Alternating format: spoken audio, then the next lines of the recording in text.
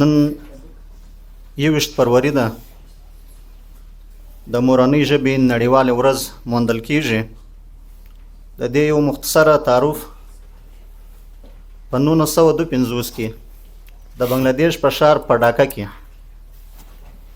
چې کوم ټیم اردو قومي ژبه ډیکلیر سوله، نو بنګالیان د خپل ژبې دپاره په ډاکا ښار کې راووتل. مظاهره یې شروع کړله.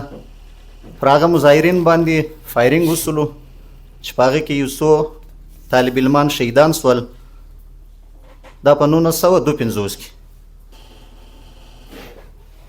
هغه وخت اگر چې دوی په خپل مرام کې کامیابه نه سول، لیکن بعد کې یونسکو چې د اقوام متحده یو اداره ده، هغه په 1901